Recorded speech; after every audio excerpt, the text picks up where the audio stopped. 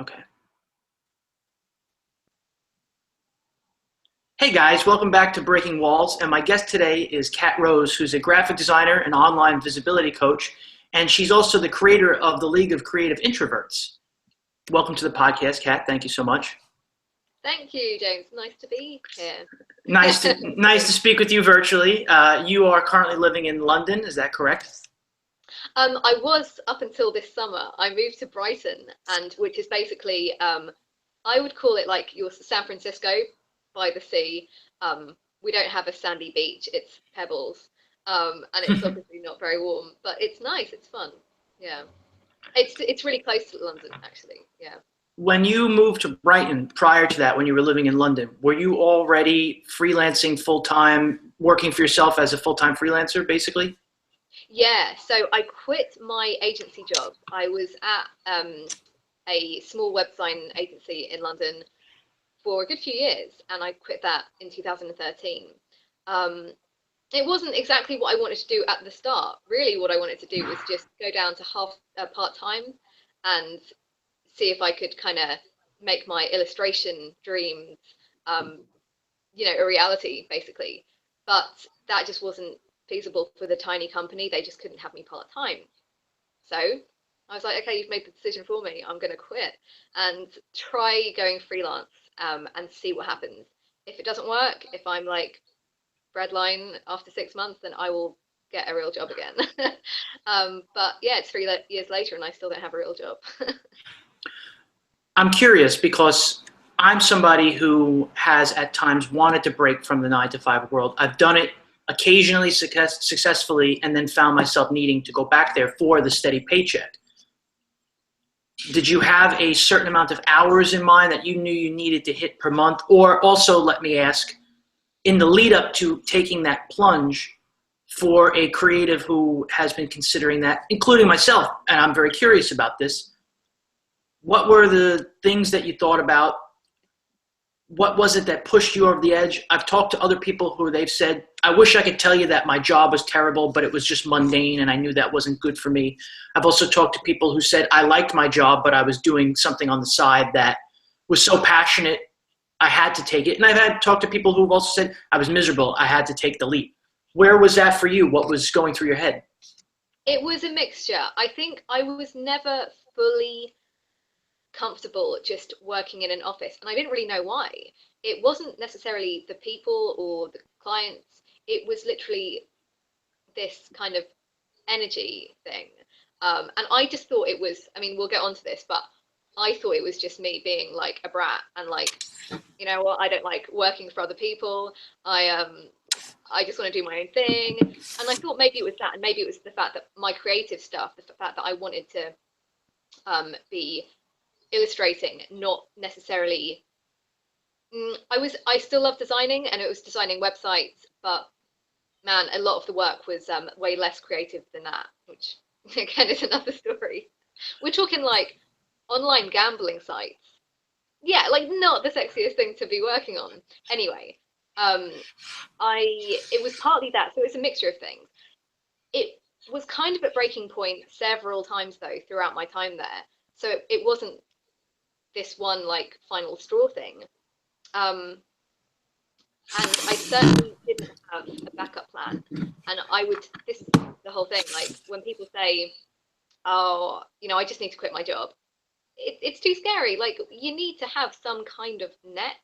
My net really was just knowing that if I gave myself, I had saved up a little bit of money, enough sort of to get me by for 6 months. That's what I always use, this kind of 6 month thing, because that seemed like a reasonable amount of time to get myself on my feet and test out the waters. So I think that would be my first thing to recommend people, is just having that money saved to be your net. And I also had like, let's be realistic. I mean, I could still live with my parents, and I did for a while, and I found that fine. It's not an option for everyone. And I'm really grateful that I had that as an option. But I think it's digging deep and like thinking, what's important to me right now. And to me at the time, the most important thing was just giving it a try, and it just felt like the right time. Um, a lot of things came together, and I also wanted to travel. Like that was a big thing. and I knew that at 9 to 5, you're limited. You know, I really wanted to take a big chunk of time and go. I wanted to go to Japan, which I did, and yeah, so it's a mixture. And I understand that people, that's not for everyone. I think if you can do the part-time thing, then that's obviously brilliant. I think a lot of workplaces are moving in that direction, but some aren't. And yeah, everyone's situation is different. And some people need that kick, like they need the fear. I think I work well under pressure, like having a deadline.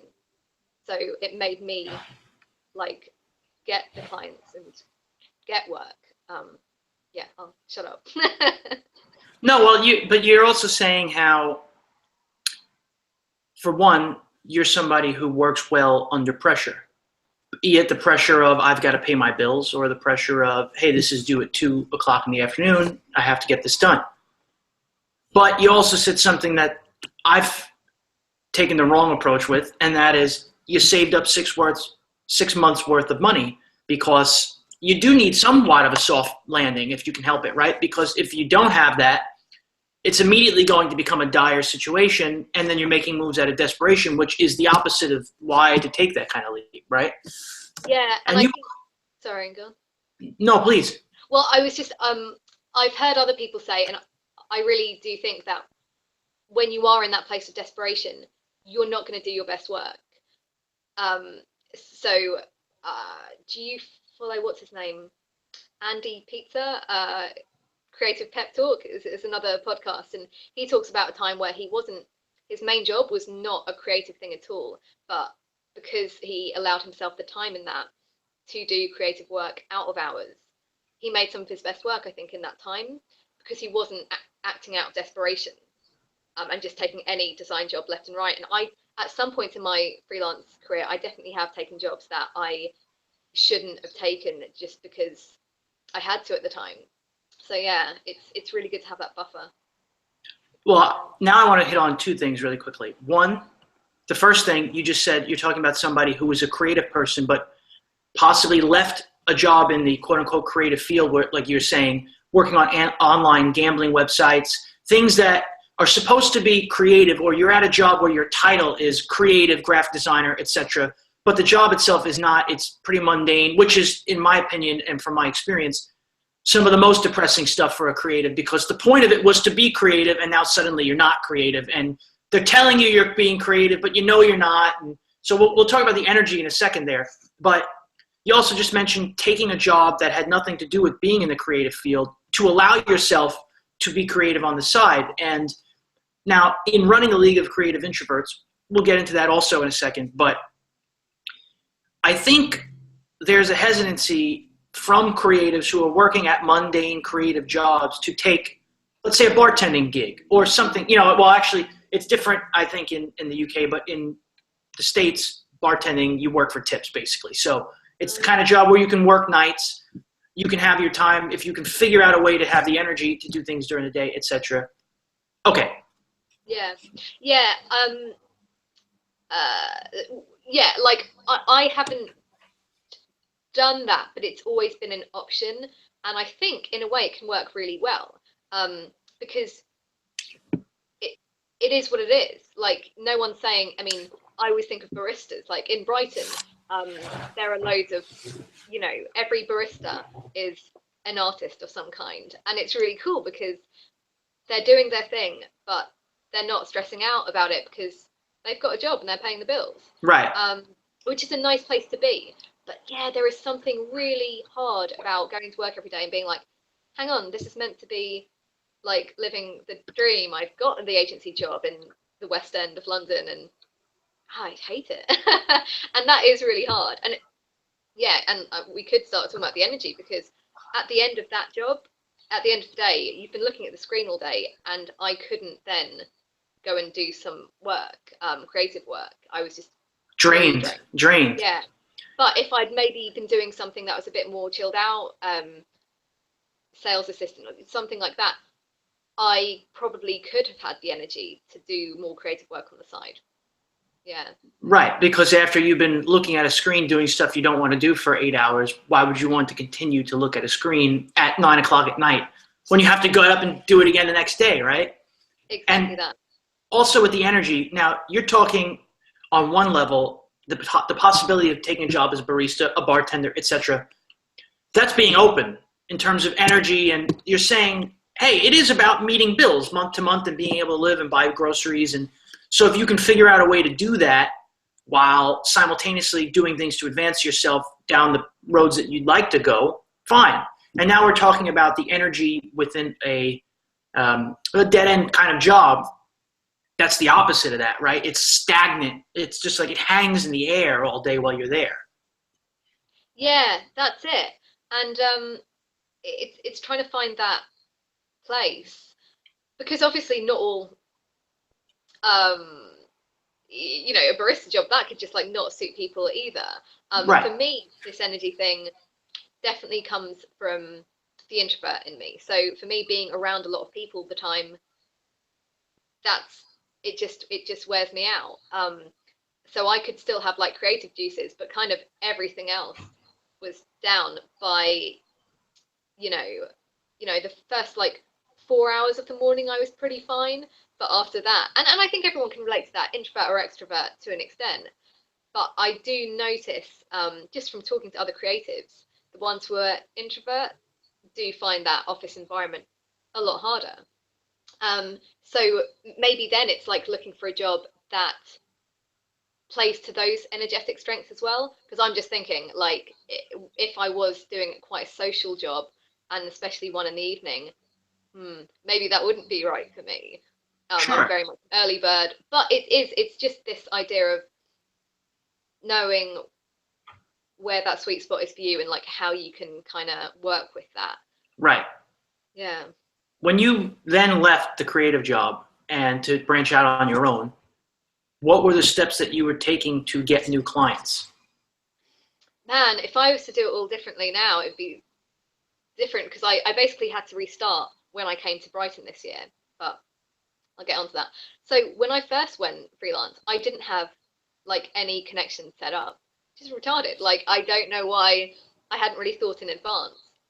I was lucky in some ways that my old agency, we left on very good terms, and they would occasionally send work my way, um, which was nice.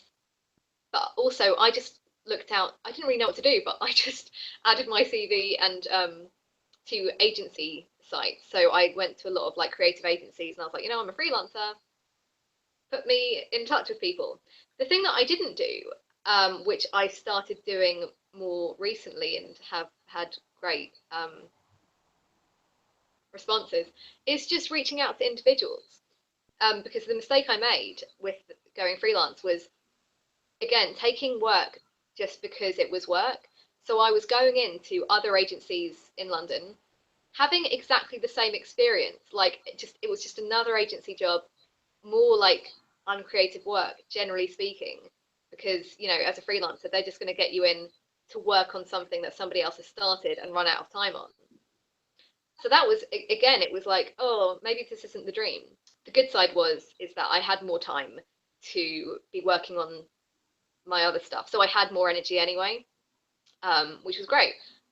But it wasn't until even this year, moving to Brighton, where I've had more time to work on my online business, League of Creative Introverts, and everything. But when I have been getting the kind of like bread and butter money, that has been a matter of reaching out to individuals and not agencies, basically. Because I realized that I like working like from my house, basically. So again, it's a few requirements. It's like I want to be able to work from where I am, and I also want to work with people directly because I'd rather have the opinion of the client rather than go through a chain of other creators. Opinions. Yeah, man, like that's just one of, I think every designer can relate to that, and it's just the way businesses work. Like I'm not ever blaming the individuals. Usually they're amazing people. It's just the fact that when somebody's asked their opinion, they will like conjure up an opinion. Whether they're like in sales, finance, like they will have an opinion, and that's really hard, I think, for a creative person.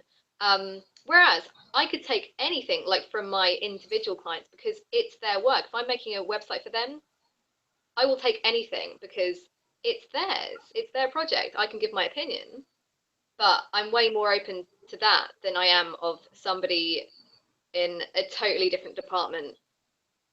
You know? So it's working out that, and what I was doing there was I felt at first that it would be ridiculous, like that I couldn't possibly just email a random business, local business, and expect them to be like, okay, yeah, we'll give you a chance. Who are you? But actually, it was maybe it was just the way I've worded some emails or something, but they responded generally really well, and I wish I'd known that in London. And part of me thinks that maybe in London it wouldn't have worked so well. Again, it's a smaller city here, and people are quite enthusiastic when they're like, "Oh, you're local. We can actually meet for coffee," you know, rather than getting some like because people. I mean, I don't know about you, but even I will get just because I've got some websites halfway around the world is saying like, would you like some help with your SEO? And I'm like, no, who are you, you robot? Whereas if it was a genuine person reaching out and being like, hey, I'm new to this city and I'm really hoping to build my portfolio in this area. I looked at your website and I think I could help you with this and this and this. People respond, in my experience, very well to that.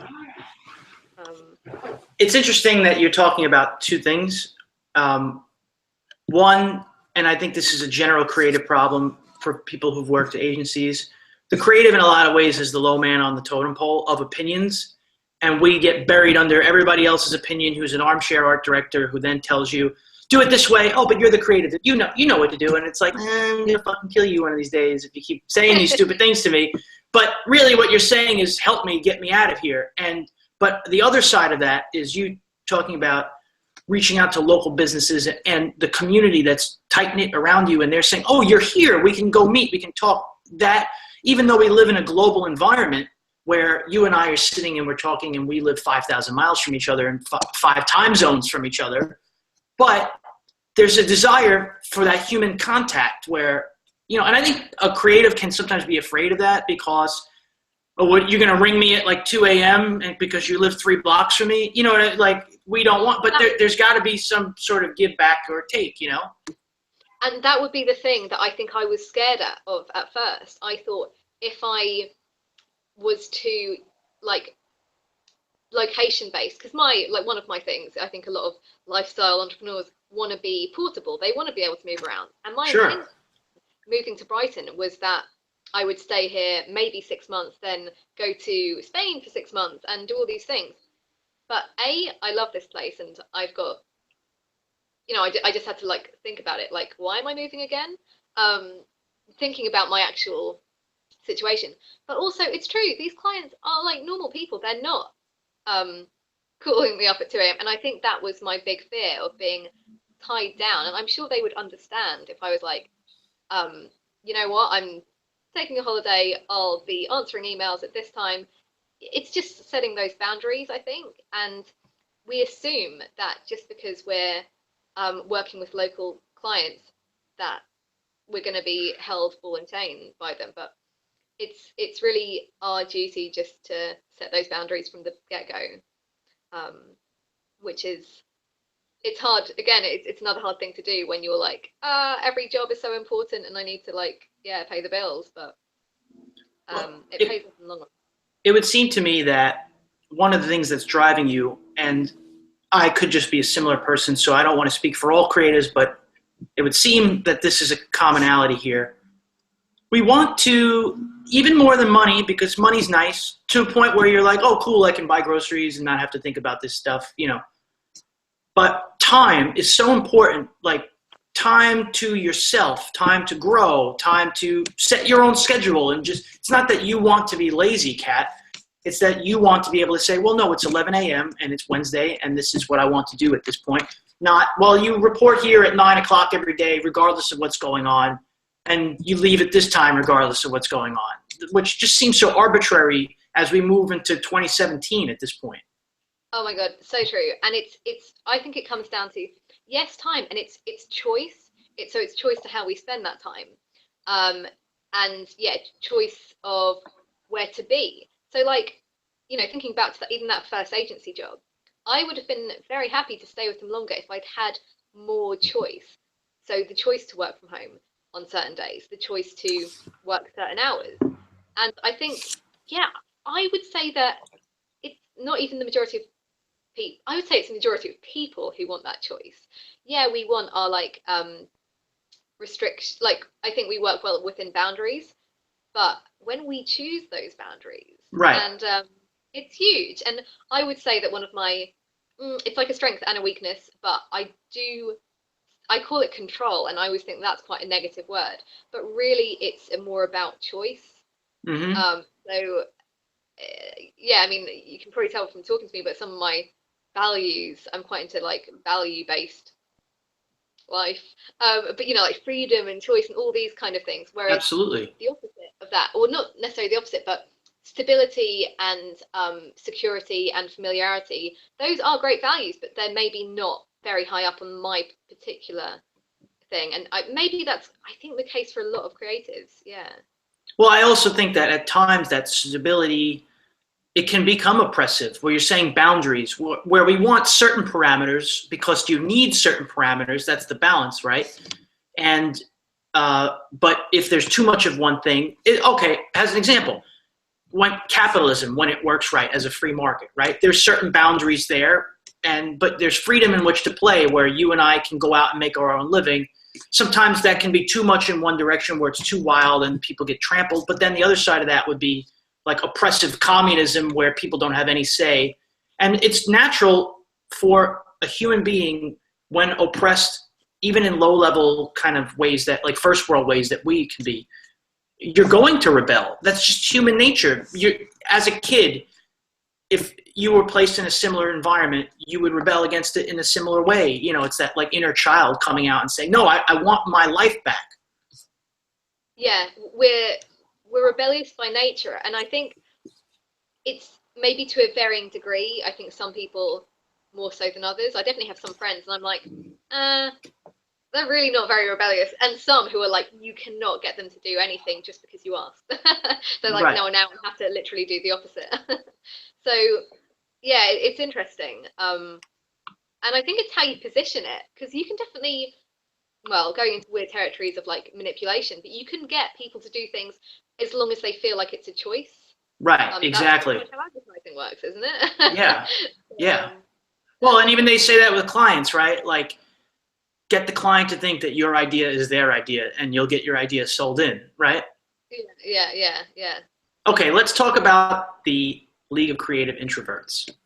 I find this to be fascinating, and in a lot of ways, I wouldn't say that I like to interview people because we're doing the same things. I think that would be incredibly selfish on my part, and presumptuous also of other people. But it would seem that you and I are somewhat kindred in this regard, in that you want to connect to other people, and I think you realize that those choices that you want to make and the level of stability that you want and the happiness that you want to be able to bring, a lot of it has to do with not only the community, but you staying connected and being, I call it like triadic relationships. Like, hey, Kat, meet my friend so-and-so, and I'm setting you guys up, and you guys trust me because you both know me individually. So in return, you guys must trust each other because of me being the one in the middle, right? So, Yeah. but And not sorry. to cut you off, but being an artist, a creative person, it's a very prideful thing. It's brings a lot of insecurity out, because even at a dead end job where you're making banners for a gambling website, there's still some level of creativity that you want to try to employ there every day, or control. Otherwise, you wouldn't show up. If there was no hope, you would just not show up, or you would lose all hope, etc. So, what's the onus to create something like this League of Creative Introverts, both selfishly in a way, like why do you want to do it for you, and what were you looking at in terms of the big picture there as well?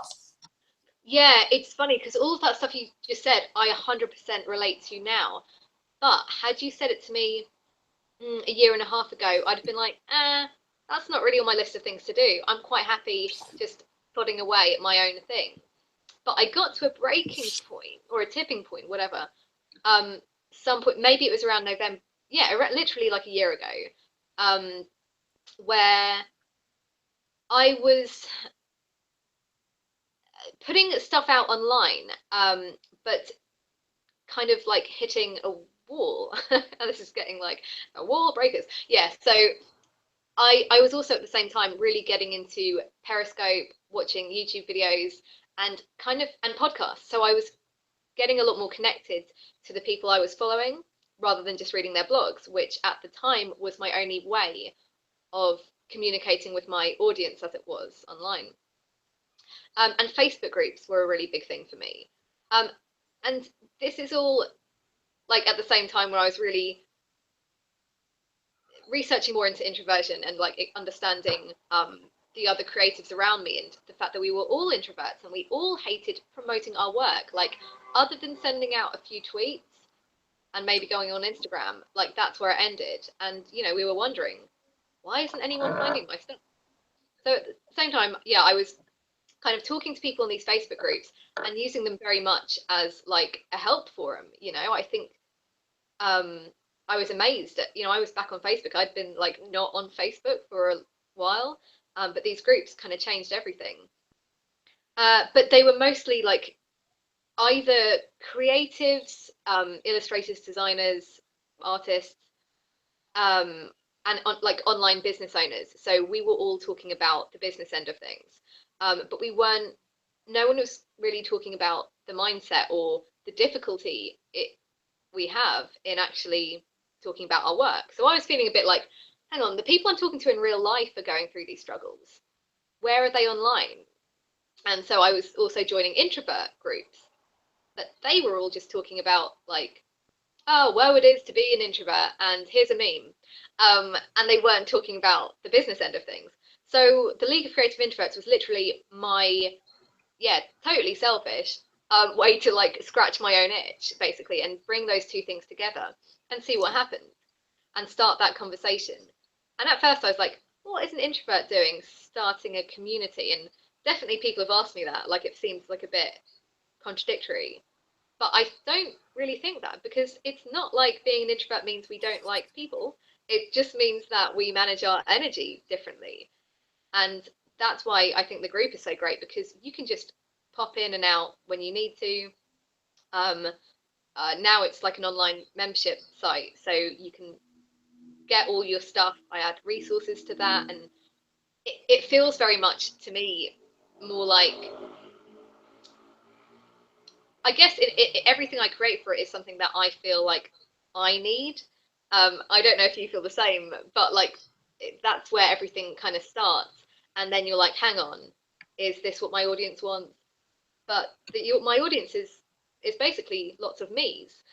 That's pretty much how I see it. And that's why I think it kind of works. Whereas when we try to create something for an audience who we can't relate to, or we're sort of like, oh, I need to do loads of market research about this thing that I don't know if it exists. That's when things, it just get, I'm not saying that's impossible, but it's harder. So yeah, that's why I think the league is just kind of like grown and blossomed from that place of just like, hey, there's a gap here. Let's open up that conversation. For you, is there a balance between, like you said, introverts, you guys have trouble, and I think actually this is most people, promoting oneself. I think there's an air of, I'm just being an arrogant asshole if you talk about yourself in any way. And I think we're raised in that kind of way to keep us subconsciously, and this is like conspiracy stuff, but if everybody is afraid to blossom and be who they are, that's good, because the few who are can contain control and blah, blah, blah, blah, blah. But also, you're talking about, like you said, just because I'm an introvert doesn't mean that I don't like people, or just because I'm an introvert doesn't mean that I don't want to connect to people.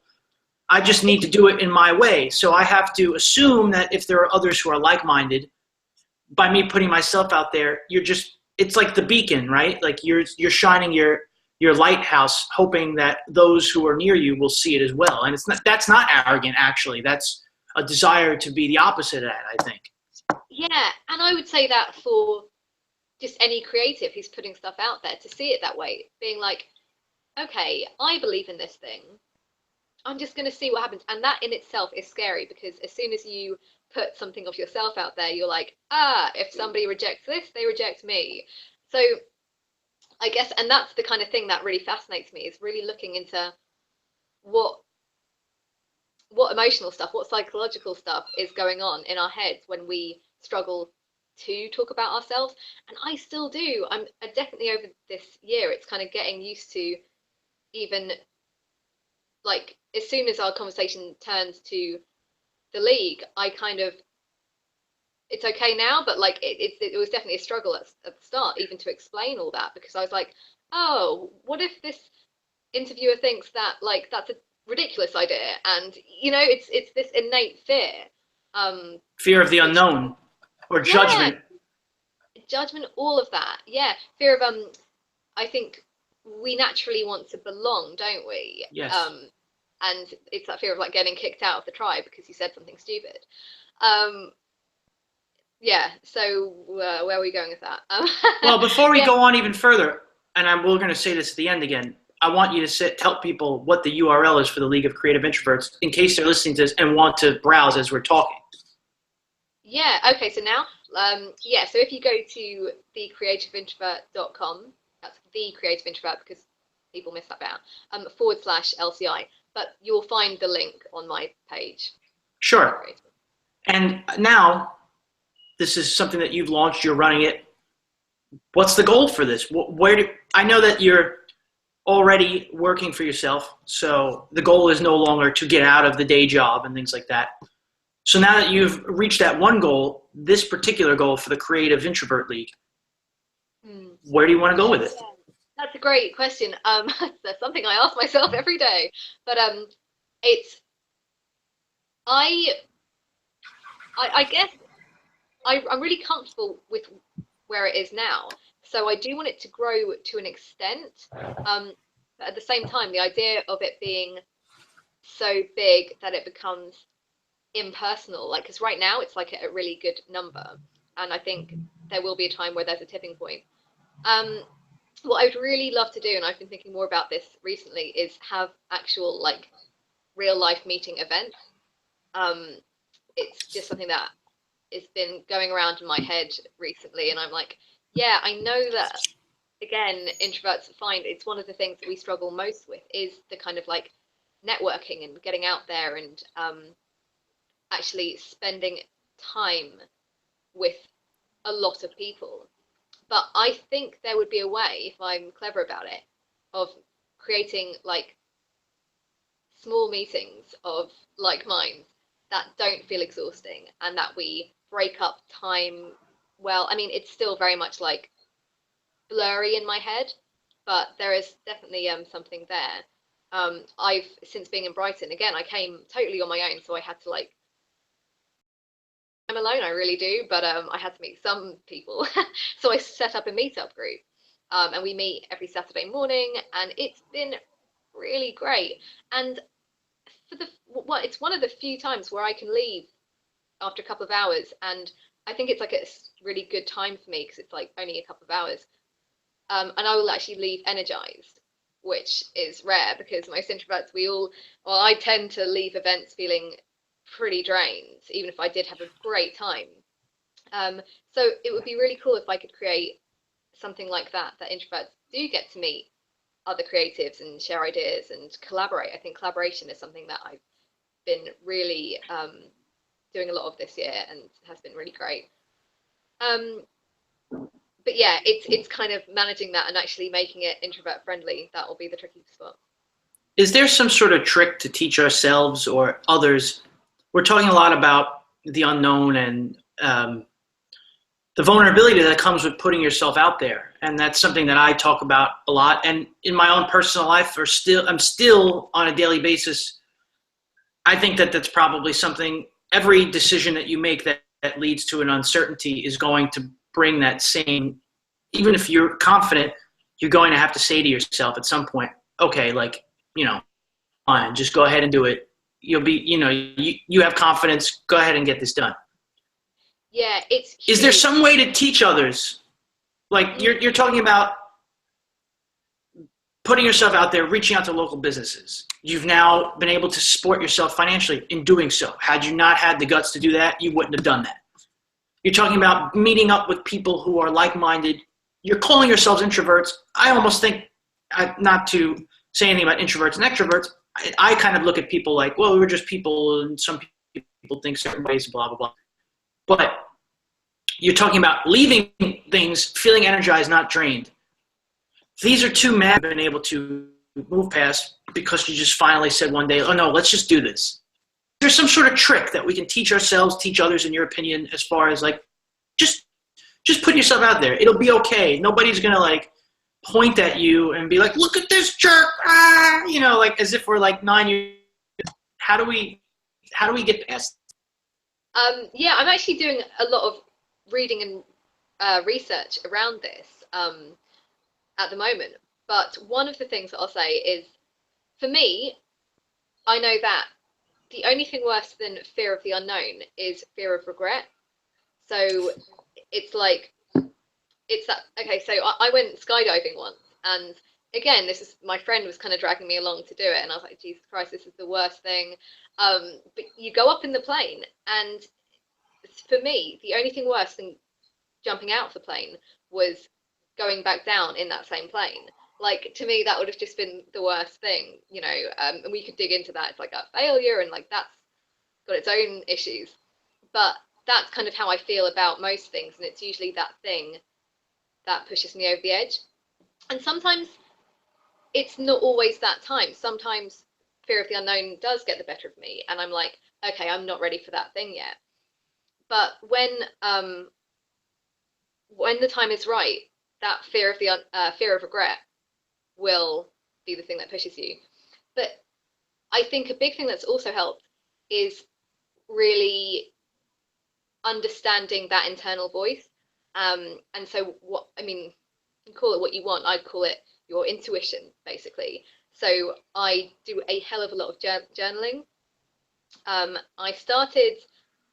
used to just like journal basic things like what happened in my day, what I was grateful for, and that would kind of be a habit that I would do at the end of the day. But as soon as I started journaling first thing in the morning and asking myself questions like, should I do this scary thing, or what's so scary about this? And like really writing down the question and writing out the answer. Like, it was amazing what stuff got revealed. And I was like, yeah, that's completely irrational. That fear doesn't make any sense. And so I guess that would be like a practical thing, would be like to start writing this stuff down, get that voice, that annoying roommate or whatever you call it, internal voice out there, and really look at that fear and work out, is that what I'm scared of? What would be the advantage of me staying there? What would be the advantage of me going out there and doing the thing? Yeah. So Your mention of the fear of regret, and also I've never thought of it this way, but the skydiving thing, in terms of the only thing scarier than being up there in the plane would be coming back down in the plane. And we talk about fear of failure, right? And truthfully, in this particular analysis, but that would have been failure. You went all the way there, and then you got to the cliff and couldn't put yourself over the edge. Like, that's the true regret. That you always hear about people if they've gotten to the point where they're old and they're on a deathbed.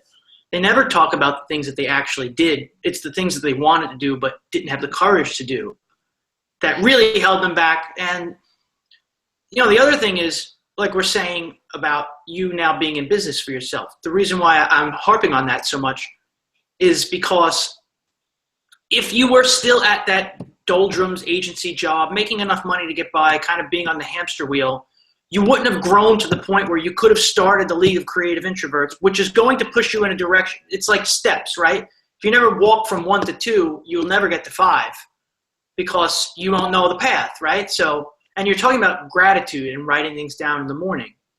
What does that mean to you? I talk about November being a month of gratitude because in America, there's Thanksgiving, there's Veterans Day. It's just, for some reason, there's something about this time of year where that seems like a present theme in people's lives. What does that mean to you? What is gratitude to Cat? how do you try to live it to keep yourself? You mentioned the annoying roommate.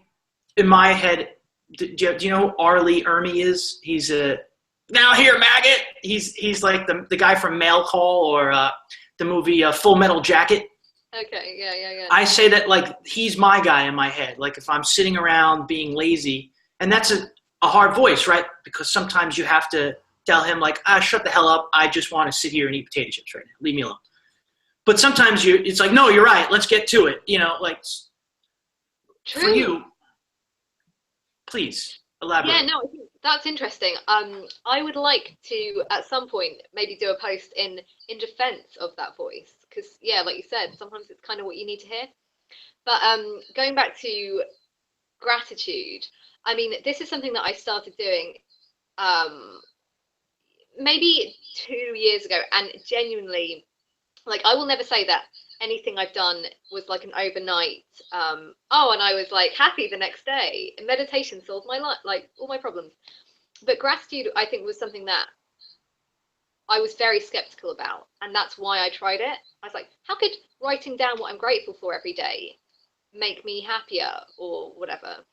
But when I started doing it, I was like, damn, I'm noticing things that I wouldn't normally notice, and catching these things that would have just like passed me by while I was getting lost in my thoughts.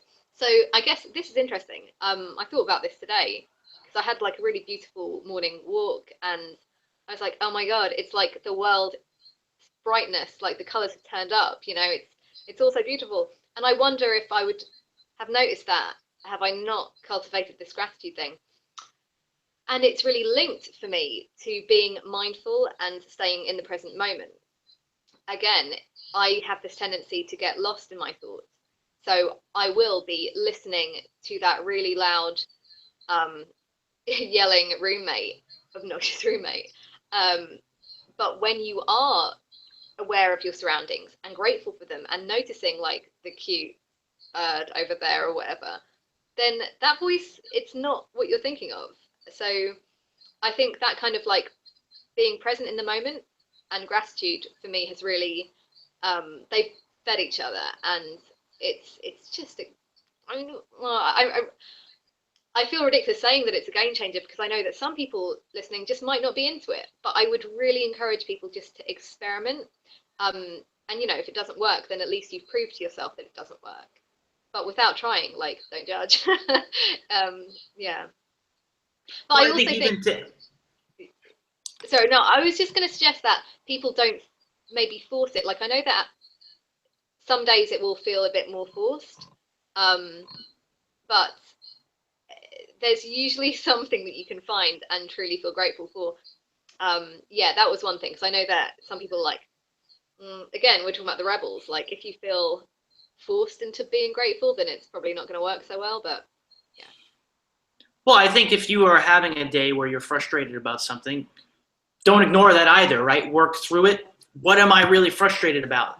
Some of these things might just be like you're saying, am I being a brat right now? Am I just, my inner child, is it coming out? But probably at the root of that, there's something that's a truth. You know what I mean? That a truth that you have to address, that you want to address either consciously or subconsciously, and work through it. So if you're feeling like shit one day, or you're feeling angry or frustrated, that's okay. Like when you're saying have gratitude, it's not like, oh, it's skipping through fields and la la. But at the same time, I also think that, you know, you're talking about like, oh, and noticing that bird. To me, as an addition to feeling grateful. As an example, yesterday I went to go visit my grandparents. They live near a marina. And I like to shoot lots of photography and cityscape photography, but this particular week I just happened to be very busy with various things and I hadn't had a chance to. And I was feeling a little bit frustrated, and I just went for a walk. And it was that time of the day and time of the year where it was, the setting sun was like a pale pink, and the moon had risen early, and it was beautiful. There's like a family of swans on this lake, and I just was like, oh, what's wrong with life right now? You know, like I felt connected to the world around me. So I felt grateful without needing to think about, am I being grateful right now? Because I was just like, oh, life's okay. Like, yeah, there are things I want to do, but this is good too. Like, look at this. It helps energize me and appreciate that I'm alive, basically. Yes, and I think that kind of thing, you start doing that more when you make gratitude practice a habit. Like, again, I just don't think I would go into those moments had I not started the gratitude practice. Yeah. Yeah, and I think you're also just talking about being reflective, right? By also writing those things down, it helps you move past them in a Yeah. way, because then they're not just like rolling around your head, taking up space that you could use to grow elsewhere. Yes. 100%. Do you know, sorry, like, can you see the sun is basically setting? No, that's awesome. I've gone really dark. I can see you. Yeah, I've noticed that too. I thought, and Yeah, actually, it's funny that you brought that up because, I'm watching you and the sun is setting and we're talking about time and gratitude and things like that. And I totally noticed that. And I was like, oh, look, time is passing as we're having this conversation. The sun is setting in Brighton, England. I forget how early the sun sets, man. Yeah, of course. You've talked about also, in a way it's like having, I mentioned it to you prior to the conversation today, the Swiss Army knife approach. And I was having a conversation with my uncle yesterday at a dinner, and we were just talking about diversification and, passive income. If you can sell photography and get that up and going, blah, blah, blah, then even if that brings you $100 a month, it's something, right? It's just, meeting bills, diversifying so that, you're not relying on, I need to have this online gambling job, making graphic design, and if I don't, I'm going to be on a bread line, like you're saying. Where is that approach for you today? I think for me, and everyone has their own take on this, and I really think it's like each to their own, because for some people, like, things took off as soon as they started to do this one thing. And we read books like The One Thing and Essentialism, and we're almost getting, I think, peer pressured or guilt tripped into not focusing on one thing or not having this one thing. And I'm personally on the camp where I believe that, especially in the early days, diversification is huge. Like, do not put all your eggs in one basket, especially when, like, your baskets are all like brand new, and you just don't know which one's going to work. So, and also just being a creative person, I think we naturally gravitate towards a mixture of things. Like one day, one year we're into this one thing, and then our minds change. And to think that we have to pigeonhole ourselves into one thing forever. Yeah, because that's the fastest route to success. Well, and that was the first thing you chose, so you have to just stick with it forever. Exactly, like you're branded, and we're going after careers that are lifelong and that make us happy. It's not about getting to the top the quickest way, because maybe if it was, then maybe I would do this one thing that I happen to be really brilliant at. But actually, I prefer to go slower and enjoy the journey, because that's all we've got. And I think one person who talks well about this is Jeffrey Shaw. So his podcast, Creative Warriors. It's brilliant because every time he gets somebody on who talks about focusing on one thing, he's like, actually, no. And I really appreciate that, because he's like, you know what? Having one core goal or value, that's cool. Like, stick to that and maybe build your career around that. But it doesn't mean that your creative outlet just has to be one thing. You could have I agree with that. Yeah. So yeah, but then it is a tricky line, because I think if it was up to me, sometimes I would wake up one day and be like, today I want to be a circus actor. Like, I definitely do have a tendency to have too many ideas, and I think a lot of creators struggle from that. But it's testing stuff out and just feeling into it. I've come to the conclusion that there are two kinds of people: specialists and generalists. And as an example, I have a very close friend his name is Javen Ivey. He's a stop motion animator. And he and I spoke about this once for a podcast here. And he said, I can make an armature, but I know armaturists. And the difference meaning between the specialist and a generalist here is that you know enough about a multiple amount of things to have the person who can go in there with the scalpel and get down to the nitty gritty that you don't have the ability to do, because you're not that focused on that one thing. So maybe it's just that. Now, I'm also a generalist, and I have been told by friends and family alike, you're too all over the place, you're too this, you're too that. And sometimes when you're struggling with your confidence, I think that you can start to listen to them. And you should maybe listen to them because, like you're saying, you can't just wake up today and be like, I'm going to be in the circus. It's like, well, what roots are that tied to and why are you doing it? You know, so if you can answer, I'm doing these 5 things and I can explain concisely why I'm doing all of them and how they all kind of ladder up to something, an ideal or a big picture.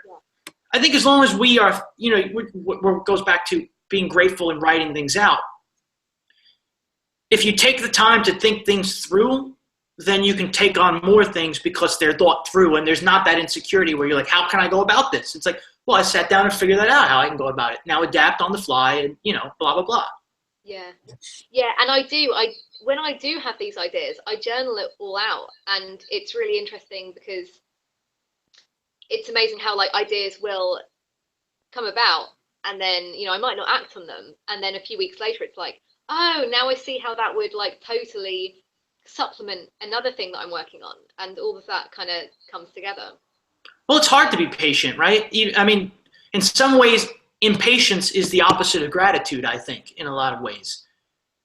As you go through life, you just want things like now, and it's like, well, but you haven't figured out how to get that yet. It's not, life is not a lotto. And appreciate what you've got right now. That's been a huge learning thing, especially being here in Brighton, which I really love, and then thinking, what's the next thing? What's the next thing? And I'm like, hang on, I've checked off like a hell of a lot of things on my wish list, and I believe in not following, like when I do set goals, but when it comes down to like, you know, what's your 5-year goal? I have no idea, but I do know how I want to feel in 5 years. So I think that really helps me is not so much focusing on the physical things like the house or the car. I couldn't care less. But what I do care about is like, will I feel freedom? Will I be living a life that is aligned with my values? And am I right now? And that is a really powerful way of kind of correcting course and making decisions, I think. Yeah, well, you talked about, you know, getting to the top, but the top of what, right? There's really no such thing as the top. And I come from a very blue collar kind of environment where it was always work to earn, work to earn, work to earn. But if you're just miserable the whole time because all you're doing is working to earn and then you die one day, what was the point of all of that, right? Like, what'd you learn about life? Like, you got to balance that. It's a full pie, right? What you're talking about, being present and not thinking too far ahead. So it's November of 2016. What's going on right now? What's next? Do you have anything planned for, you know, let's say even as far out as the spring of 2017 or not? What are you thinking about? I guess it feels like, yeah, we're closing down for the year, but I'm thinking about the start of the new year. I have got, you know, the various pies are like, one of them is an online course. There's a larger one that I've had it running in the summer. I'm gonna launch that again in January. And growing the League of Creative Introverts, of course, but also like just nurturing the existing league. I think they've been with me since the start of the year, and I'm like so grateful for that. And writing a book, which I was looking back through my journal earlier this week, and I was like, oh, this is where I first started talking about this book, that I was like, don't be silly. You don't need to write a book right now. Like, you don't need that. Like, why are you doing that? But then it just kind of happened, you know, it's kind of like, whoops, that happened. So I'm just going to see where that goes. And yeah, talking to people about potential events for next year, but that might be like, you know, autumn of next year, by the time that happens. And just like, yeah, nurturing my existing clients. I think, you know, really sort of enjoying the work I'm doing here in Brighton. Again, nothing to do with what I'm doing online. It's nice to have like these two different worlds. And yeah, just working with good people, getting on shows like this. Like, I really enjoy connecting with people from around the world. Again, something that I wouldn't have imagined last year.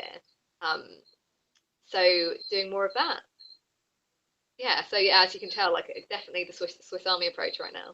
Yeah, but it also seems to me that part of the reason why you're able to stay present and be satisfied with who you are today is not just because of the Swiss Army knife approach, but because you have this Swiss Army knife approach. You know, it's like the baseball analogy, right? They say a Hall of Famer in baseball is somebody who still fails 7 times out of 10 because they get 3 hits and 10 at bats, right? So if you're only doing one thing, then you need to bat 1,000 or you're batting 0. So if you can spread that out a little bit, things take time, right? You know, there's a book down the road, and there's an event sometime in 2017, but because you don't need it to happen yesterday, you'll give it the time to breathe and it'll take its form as it goes. Oh, that's so true. That's so true. And I think that like links back to what we were talking about at the beginning of like if you are in a job that you're like, well, this isn't, you know, my long-term plan, but it's kind of having that patience to kind of see the long game and just take every day as it comes. And I think, yeah, sometimes it does feel like, oh my God, like how's this book not written or whatever. But it's again, it's enjoying the journey and picking those things and being like, yeah, I'm just going to nurture this, sow those seeds, let them do their thing. Yeah, right. Yeah, yeah. Right. That's a great analogy. The garden, right? Yeah. You know, it takes time for a garden to grow. It's true. I'm not a gardener, but I know that. So what do you want to plug for me today? If you know, expand on the League of Creative Introverts if you want, and talk about anything else. Yeah, sure. Well, I guess yeah. Let's talk about the league. I mean, later tonight. God, yeah, it really is dark right now. But we've got our book club, and that's something that I'm really excited about. So if anyone, I don't know, like would like to try it out, I guess you can definitely. If you joined, basically, whatever you do, you'll be able to join in on our book club. So if you go to thecreativeintrovert.com, you'll see the link at the top for the League of Creative Introverts. Check it out. You can try it out for $1 for 30 days. See if it's for you. You know, I'm not gonna like hold you to it. But yeah, just have a look around. It's all there. Do you have we're recording this on a Sunday. Obviously, it's going to come out in a few days.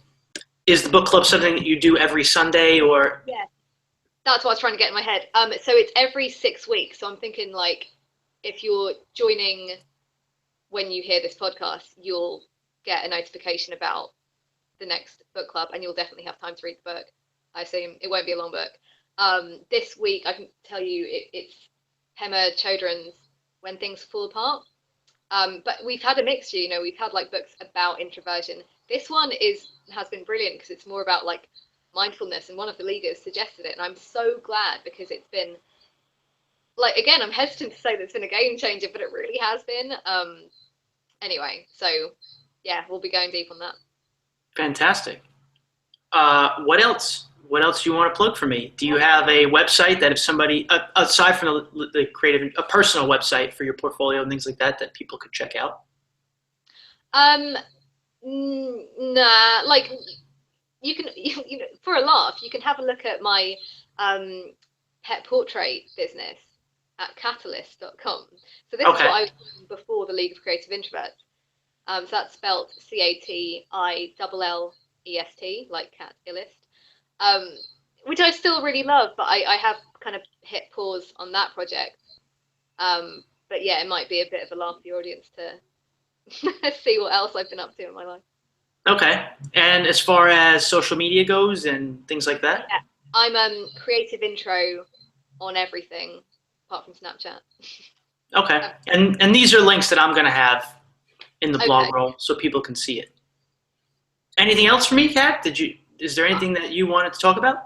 I think that's good.